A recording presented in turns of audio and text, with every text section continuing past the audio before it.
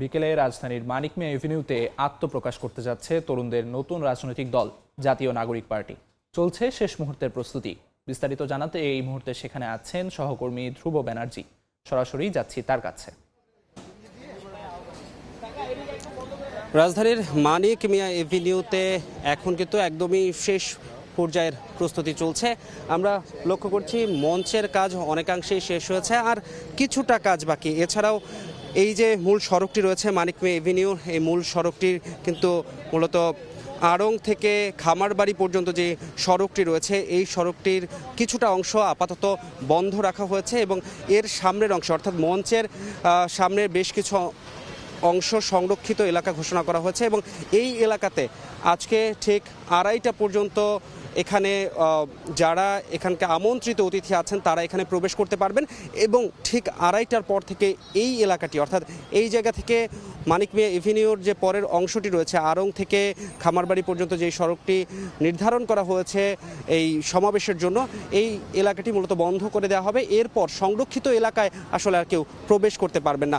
এখন কিন্তু একদম শেষ মুহূর্তের প্রস্তুতি নেওয়া হচ্ছে। সাউন্ড সিস্টেমের কাজ ইতোমধ্যেই অনেকাংশে কিন্তু শেষ হয়ে গেছে। মঞ্চ প্রস্তুত একদমই শেষ পর্যায়ে। পাশাপাশি আমরা এখন লক্ষ্য করছি যে বসার যে ব্যবস্থাগুলো রয়েছে এখানে কিন্তু মূল মঞ্চের সামনে অনেকটা এলাকা বসার জন্য নির্ধারণ করা হয়েছে এবং এই এলাকাটুকুতে যে চেয়ার বসানোর কাজ এখন কিন্তু চলছে। পাশাপাশি এখানকার যে যানবাহন চলাচল সেই যানবাহন চলাচল কিন্তু অনেকটাই নিয়ন্ত্রিত করে ফেলা হয়েছে।